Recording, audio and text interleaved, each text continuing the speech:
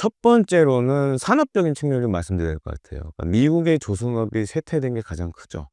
지금 이제 어떤 문제가 있냐면 예를 들어서 이제 중국에 대항해서 군함을 막 찍어 놔야 되잖아요. 근데 미국이 군함을 건조하는 업체는 크게 두 업체가 있습니다. 그 제너럴 다이내믹스 뭐 마린 시스템이라든가 아니면은 뭐 노스롭 그루먼 산하에 또 조선소가 있고 한데 두 군데밖에 없는데, 그러니까 예를 들어서 우리 이제 구축함 이상의 배들 뭐 항공모함도 마찬가지고 거기서 다 하는데, 코로나19가 어떤 일이 생겼냐면 그때 인제 막 방역 때문에 일도 못 하고 막 이랬잖아요. 그러다 보니까 숙련된 기술자들이 다른 곳으로 이직을 하게 돼요. 일이 월급이 안 들어오니까. 그 인제 어디로 가냐? 뭐 아마존이라든가 이런 데서 배달업하고 뭐 진짜 그렇게 됐어요. 근데 끝나고 나서 보니까 더 큰 문제가 생긴 거죠. 숙련된 기술자들은 없고. 그래서 실제로 몇 년 전에 어떤 일이 생겼냐면 미국의 전투함 건조 과정에서 용접 불량 사태가 생겼어요, 한 번.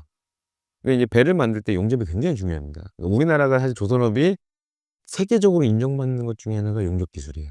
근데 전투함을 만드는데 용접 불량이 생긴 거예요. 물론 인제 그게 아주 큰 손상을 주는 건 아니었지만 용접 불량 사고가 생겨서 미 해군에 그걸 통보를 하게 되는 진짜 웃지 못할 일이 생긴 거죠. 그 정도로 상황이 안 좋아요. 그 또 한 가지로는 지금 이거는 사실 우리나라도 조금씩 겪고 있는 문제긴 한데, 이 예를 들어서 군함에 들어가는 주요 구성품들 이런 것들도 코로나19 기간에 만들던 업체들이 도산한 경우가 꽤 있어요. 그래서 사실은 우리나라도 지금 방위 산업이 약간 그게 좀 문제가 되고 있는데, 특히 해외에서 들여오는 부품들. 그런 상황들까지 벌어지다 보니까 미 해군에서 예산을 들여서 전투함 발주를 했는데 이때까지 배가 나와야 되는데 못 나오는 거예요, 지금. 계속 지연되는 거예요. 거기다 또 한 가지 문제. 보통 이제 우리가 MRO라고 많이 얘기를 하는데 운영 유지 보수 관련돼서도 문제가 생기기 시작한 거예요.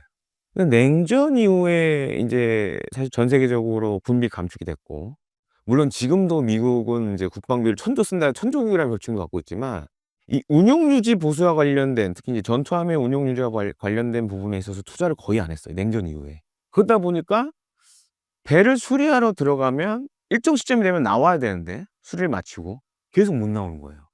그러니까 이 두 가지가 지금 굉장히 큰 문제가 됐죠. 그래서 이거는 어떻게 지금 미국 내의 자체적인 역량으로는 이제 극복이 어려운 상황이 돼 버렸어요. 그래서 사실 인제 트럼프 대통령이 한국 조선에 관심 보인 것도 좀 이런 부분이 굉장히 강한 거죠.